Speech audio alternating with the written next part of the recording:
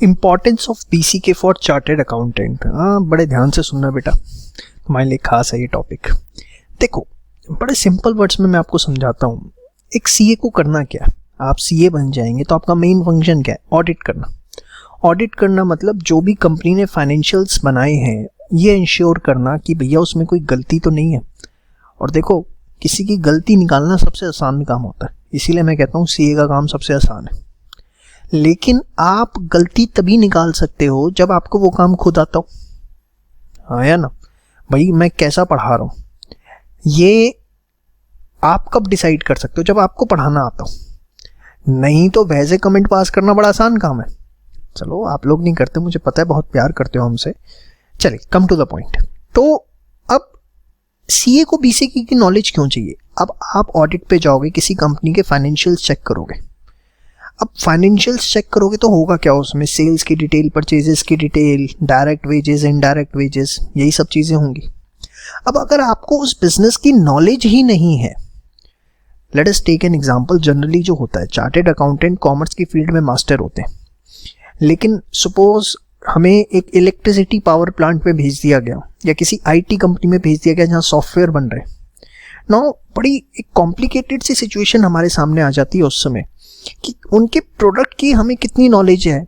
क्योंकि देखो, जब तक हमें प्रोडक्ट की नॉलेज नहीं होगी, जब तक हम ये डिसाइड नहीं कर पाएंगे कि उसमें इनपुट्स कौन से लग रहे हैं, हमें ये नहीं पता होगा तो हमें परचेज की डिटेल्स, कॉस्टिंग की डिटेल्स निकालने में दिक्कत आएगी। फिर हमें एक्सपेंस बुक करने में दिक्कत आएगी, ये चेक करने में कि उन्होंने एक्सपेंस सही दिखाए हुए हैं या नहीं दिखाए हुए। तो बीइंग अ चार्टेड अकाउंटेंट हमारे पास तो सबसे बड़ी मुसीबत है कि हमें हर बिजनेस की एक बेसिक नॉलेज जो है वो होनी चाहिए, ताकि हम ऑडिट फंक्शन सही से परफॉर्म कर सकें। चाहे वो कोई भी बिजनेस हो, चाहे एविएशन सेक्टर हो, चाहे होटल इंडस्ट्री हो, चाहे आईटी इंडस्ट्री हो, चाहे वो टायर इंडस्ट्री हो, ऑटोमोबाइल इंडस्ट्री हो, हमें हर बिजनेस की एक बेसिक नॉलेज का होना ज़रूरी है, ताकि हम उसके रेवेन्यू कैसे आते हैं, इन्वेंट्री कैसे मेंटेन होती है, सब कुछ जो है जब हम ऑडिट करने जाएं तो हमें दिक्कत ना आए। इसीलिए सीए स्टूडेंट्स को मैं पर्सनली ये एडवाइस करता हूं कि आप लोग अगर अच्छे सीए बनना चाहते हैं तो न्यूज़पेपर रीडिंग ना मस्ट कर दो, कि न्यूज़पेपर आपको पढ़ना ही पढ़ना है। और सच बताऊं, start trading with the English newspaper. आप लोग क्या करते हो, हिंदी न्यूज़पेपर पढ़ना शुरू करते हो, उससे आपका कोई ज्ञान नहीं बढ़ने वाला। जो बिजनेस के न्यूज़पेपर्स होते हैं, जिसमें मैं आपको एग्जांपल दे सकता हूँ, आप स्टार्टिंग में काम कर सकते हैं, इकोनॉमिक टाइम्स पढ़िए, या फिर थोड़ा अच्छा लेवल हो जाए बिजनेस स्टैंडर्ड, उससे अच्छा लेवल हो जाए फाइनेंशियल एक्सप्रेस। ये 3 न्यूज़पेपर हैं बिजनेस के। तो स्टार्टिंग आप इकोनॉमिक टाइम्स से कर सकते हैं। एक बार पढ़ेंगे थोड़ा समझ में आएगा, दूसरी बार धीरे धीरे, देखिए 15-20 दिन आपने सिटिंग दे दी ना, सिर्फ मॉर्निंग में 15 मिनट्स, और मेन हेडलाइंस को पढ़ने को ध्यान से शुरू कर दिया, आपकी बहुत अच्छी एक वोकैब डेवलप होगी और आप सच बताऊं रियल मायने में चार्टर्ड अकाउंटेंट बन पाएंगे। देखिए, एक बड़ा सिंपल सा एग्जांपल देता हूँ। आप क्लास में थे, कुछ बच्चे बिलो एवरेज जो 33 पे पास होते होंगे, कुछ बच्चे 60-70 लाके, कुछ 80-90 लाके कुछ टॉप करते थे। सेम वे सीए बहुत बन जाएंगे, लेकिन आप किस कैटेगरी में आना चाहते हैं ये डिपेंड करेगा कि आप अभी से अपनी ग्रूमिंग कैसे करते हैं। उसके लिए आपको हो सके तो प्लीज़ ये हैबिट को डेवलप करिए न्यूज़पेपर रीडिंग की। ये नहीं है कि जोश में 1-2 दिन पढ़ लिया, उसके बाद फिर घर वाले आपके मुझे ही बोल रहे हैं कि कैसा टीचर था, तुम्हारा न्यूज़पेपर शुरू करवा दिया और तुम हो कि पढ़ते नहीं हो। तो मुझे मत दिलवाना घर वालों से, भैया न्यूज़पेपर लाना तो डेली पढ़ना भी है, 15 मिनट आपने उसको देने हैं, ये आपके लिए बहुत बेनिफिट है। और इसको आप हैबिट का पार्ट बना लें। एक बार ये 15 दिन आपने हैबिट बना ली, उसके बाद तो आपको मज़ा ही आ जाएगा। और ये एंटरटेनमेंट वाले मत पढ़ना, जिसमें रंग बिरंगी फोटोएं आती हैं, वो न्यूज़पेपर उठा लो और पढ़ना शुरू कर दो। जिसमें काम की बातें हों वो पढ़ना, ठीक है। चलिए, तो क्या है इंपॉर्टेंस बीसीके की चार्टेड अकाउंटेंट के लिए, हमने भी डिस्कस किया, एक बार पढ़ लें। Being custodian of national resources, पता है आपको, हमें कस्टोडियन बोला जाता है नेशनल रिसोर्सेस का, क्योंकि रिसोर्सेज जो भी हैं वो बिजनेस यूज़ करते हैं, लैंड, लेबर, कैपिटल, एंटरप्रेन्योर, और वो कोई गलती नहीं कर रहे, ये चार्टेड अकाउंटेंट इंश्योर करता है। तो इसलिए हमें बोला जाता है custodian of national resources. Chartered accountants are responsible for truthful fair accounting system. They have to report how the society resources are developed and utilised. Business and commercial sector have large scope to show their abilities. As per BCK is concerned, they have to become more responsive, being well aware, please underline, being well aware about the terms. Each and every business has its own peculiarities, that is twist, and its own range of product, inventory, revenue as well as profit. जो मैंने आपको बताया, हर business का अपना product है, अपना inventory model है, अपना रेवेन्यू मॉडल है, अपनी प्रॉफिटेबिलिटी है. Being professional qualified and trade chartered accountant can easily develop notions of cost, inventory, revenue, profit for different types of business. Either it may be fast moving consumer goods business or even a hotel and restaurant. Moreover, each business has its own specific law. अब restaurant के लिए अपने laws हैं, IT sector के अपने law हैं, ठीक है, इलेक्ट्रिसिटी कंपनी के अपने लॉ हैं, बैंकिंग के अपने लॉ हैं. तो हमें सब लॉज, आप चार्टर्ड अकाउंटेंसी में जैसे जैसे आगे पढ़ेंगे, आगे आगे लेवल पे जाएंगे, ये सब चीज़ें हमें सीखनी है. तो इसको एक बार रीड कर लीजिएगा. यही तरीका है. देखो, आपने टॉपिक की बेसिक अंडरस्टैंडिंग ली, उसको आपने रीड किया, 4 to 5 टाइम्स आपकी रीडिंग हो गई, वो टॉपिक आपका तैयार हो गया. ठीक है. So this was the importance of PCK for chartered accountant. इसके बाद आता है कि कैसे हम अपनी पीसीके को स्ट्रॉन्ग करें, उसके क्या टिप्स हैं.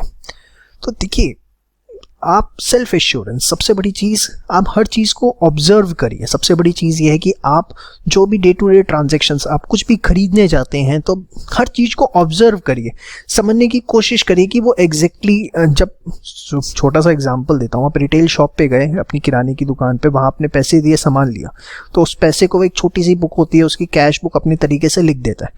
ठीक है. आप उधार लिया आपने, तो वो उसमें कॉपी में चढ़ा देगा, और जब आप पैसे दोगे तो वो काट देगा. You should observe it. आप किसी मॉल में जाते हैं तो आप देखते हैं कि वो कोई कंप्यूटर होता है, उस पर बारकोड स्कैनर होता है, उससे स्कैन करते हैं, बिल जनरेट हो जाता है. यस और नो. तो you should observe. When you will start observing the things, slowly and gradually you will start gaining the knowledge, क्योंकि क्यूरियोसिटी आएगी कि यार ये कैसे हो रहा है, क्या हो रहा है. You will start searching, and when you will start searching, definitely you will gain the knowledge about that. But for everything, first of all you need to observe, क्योंकि जब तक आप ऑब्जर्व नहीं करेंगे कि आपके सर्कल में हो क्या रहा है, जो आप डे टू डे ट्रांजेक्शन्स कर रहे हैं वो कैसे हो रही हैं, तब तक वो क्यूरियोसिटी डेवलप नहीं होगी, और जब तक वो क्यूरियोसिटी डेवलप नहीं होगी, आपका सर्च बिहेवियर स्टार्ट नहीं होगा. सबसे बड़ी चीज़, अगर हम नॉन कॉमर्स बैकग्राउंड से हैं तो क्या हम हैंडीकैप हो जाते हैं? किसने बोला? अरे आप लोगों के लिए तो सबसे आसान है. देखो, डेबिट क्रेडिट सीखना दुनिया का सबसे आसान काम है, मुझे तो ऐसा लगता है. आप साइंस स्टूडेंट हो तो आप पे प्लस है, क्योंकि आपको साइंस की, आईटी की, बायोलॉजी की, जिसकी भी है, एक डीप नॉलेज ऑलरेडी है.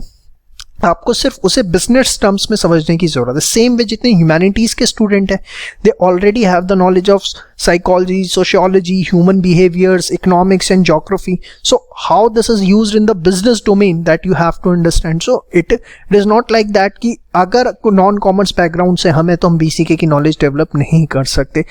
उनके लिए तो एक प्लस पॉइंट है कि जिस चीज़ में कॉमर्स स्टूडेंट को जाके अभी मास्टरी लेनी है, देखिए कॉमर्स स्टूडेंट जो है ना, वो कहीं ना कहीं मल्टी टैलेंटेड है. ये बात तो चलो मान लेते हैं आप लोगों के लिए. रीज़न, उसे अकाउंट्स भी समझना, उसे साइंस की भी टर्मिनोलॉजी समझनी, और ह्यूमैनिटीज़ की भी, अदरवाइज वो अपना ओपिनियन सही से ड्राफ्ट नहीं कर पाएगा. We are guided by our observation experience. इसके लिए न्यूज़पेपर्स, मोबाइल, वॉचिंग टीवी, ये सब आप जरा ध्यान दीजिए. मिथ ऑफ 6 ऑनेस्ट सर्विस, ये बहुत इंपॉर्टेंट चीज़ है. देखिए, जिसने अपनी ज़िंदगी के अंदर ये पाल लिया ना, what, why, when, how, where and who, they tell us and teach us. Yes, अगर आप कोई भी चीज़ कर रहे हैं, क्या कर रहे हैं, क्यों कर रहे हैं, कब कर रहे हैं, कैसे कर रहे हैं, वेयर एंड हु, ये 6 क्वेश्चंस जिसने करने शुरू कर दिए ना, उसकी नॉलेज, देखो भगवान ने दिमाग सबको एक दिया, सब पे वही हार्ड डिस्क है.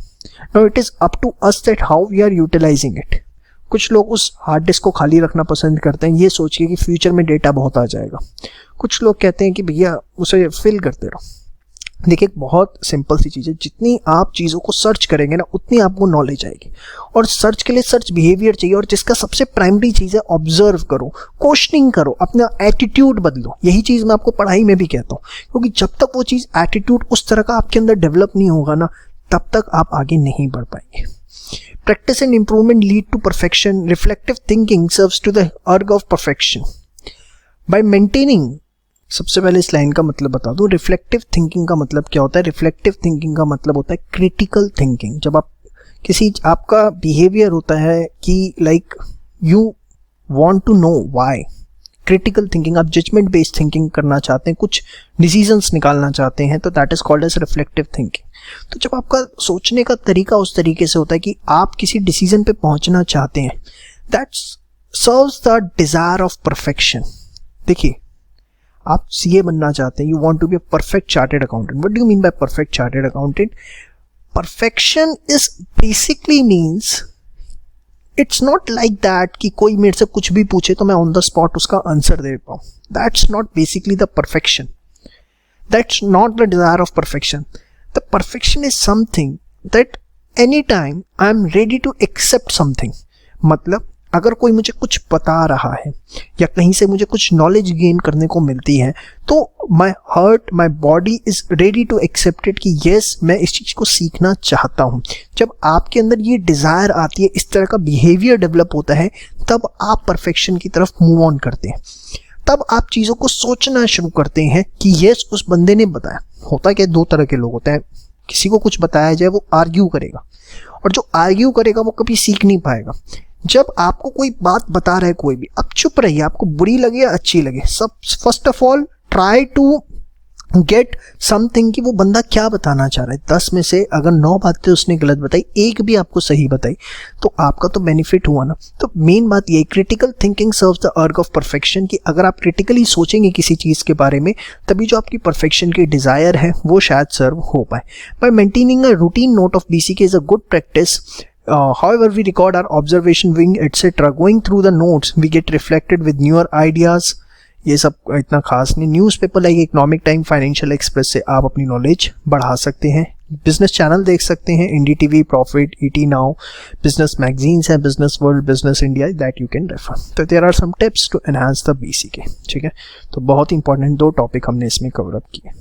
देखिए, इनको सिर्फ कोई याद में करने मत बैठ जाना, सिर्फ आपको 4 से 5 बार रीड करना है, and thereafter you have to attempt the MCQ based question. नहीं तो आप मेरी जान खा जाओगे सर तैयार कैसे करें। तैयार कुछ नहीं करना, just you have to read, and this is the way to prepare the MCQ based papers. Okay.